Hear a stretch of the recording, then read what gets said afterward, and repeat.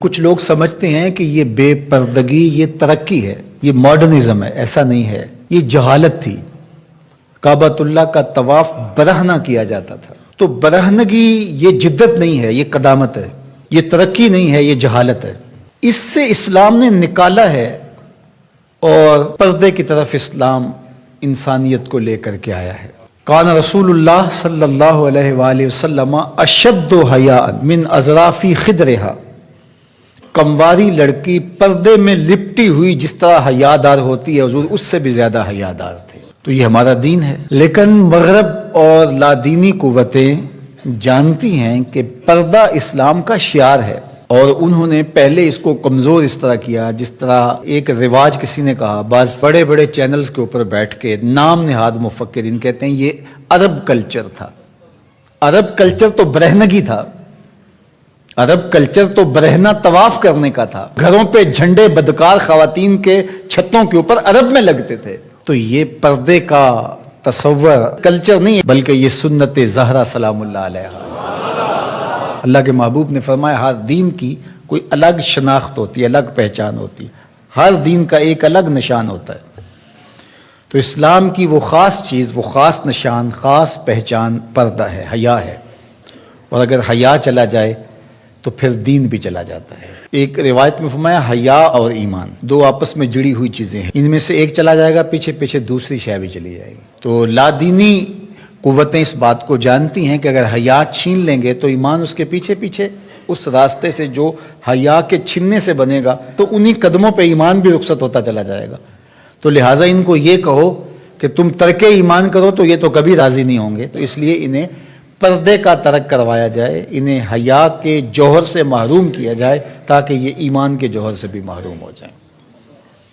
تو پھر انہوں نے کئی رنگ تراشے، کبھی کہا کہ نظر کا پردہ ہے، کبھی کہا کہ پردہ تو انسان کے دل میں ہوتا ہے۔ تو مجھے بتاؤ آج کا شخص جو شہوتوں سے لتھڑا ہوا ہے، جہاں شہوات کی گندی ہوائیں چل رہی ہیں، اس ماحول کے اندر اگر کوئی یہ بات کہے تو کتنی عجیب ہے، جس ماحول میں تقدس کی باد صبا چلتی تھی اور وحی اترتی تھی، اور جبریل کو وحی لے کر کے آتے صحابہ نے دیکھا تھا، اور قرآن اترتا تھا، اور قرآن پڑھانے والے سکھانے والے خود صاحب قرآن تھے، وہ صحابہ، ان کو جب پردے کا حکم دیا گیا اور ان کو نظریں نیچی رکھنے کا حکم دیا گیا تو میں اور آپ کون ہوتے ہیں؟ جب ابو بکر و عمر کو کہا گیا کہ نگاہوں کو نیچا رکھنا، جب عثمان و علی سے کہا گیا کہ نگاہوں کو نیچا رکھنا، جب سیدہ عائشہ، حضرت ام سلمہ، حضرت میمونہ، حضرت زینب، سیدہ فاطمہ تو زہرا سے کہا گیا کہ تم اپنے پردے کی حفاظت کرنا،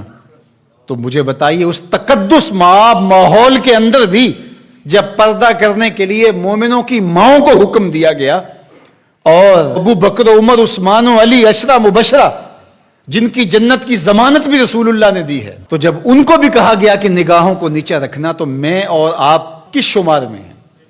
تو یہ ایک نفس کی کہانی ہے جو ہم گھڑ کے بیٹھ گئے، کہا کوئی بات نہیں جی، پردہ تو دل کا ہوتا ہے۔ بحالت مجبوری خواتین کو گھر سے نکلنا پڑتا ہے، لیکن اس میں بھی اس کو تاکید کی گئی کہ تیرا پردہ کسی صورت کے اندر بھی ختم نہیں ہونا چاہیے۔ میں خراج پیش کرنا چاہتا تھا یہاں ہماری ہمسائیگی کے اندر اس خاتون کو جس نے اللہ اکبر کا نعرہ لگا کر کے بتلایا کہ یہ امت ابھی بھانج نہیں ہوئی، اس امت میں آج بھی بیٹیاں موجود ہیں جو اپنی آبرو پر پہرا دے سکتی ہیں، اور یہ حالات بتاتے ہیں کہ یہ امت مرنے کے لیے نہیں، قیامت تک قائم رہنے کے لیے پیدا ہوئی ہے انشاءاللہ۔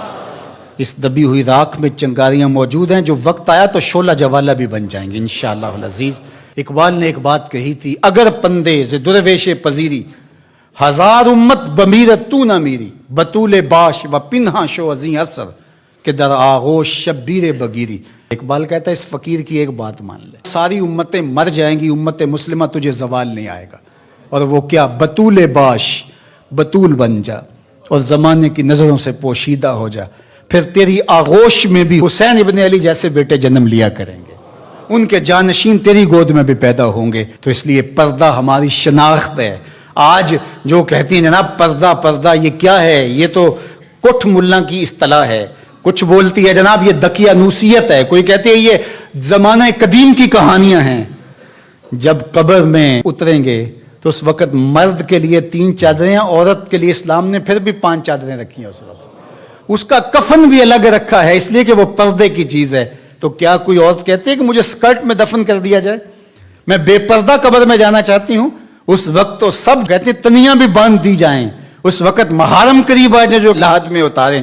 تو اگر زندگی کے بعد بھی پردے میں لپٹ کے جانا ہے تو ساری زندگی سیدہ فاطمہ کی غلامی میں بسر کر دیے جائیں، ان کی کنیز بن کے زندگی گزاریں.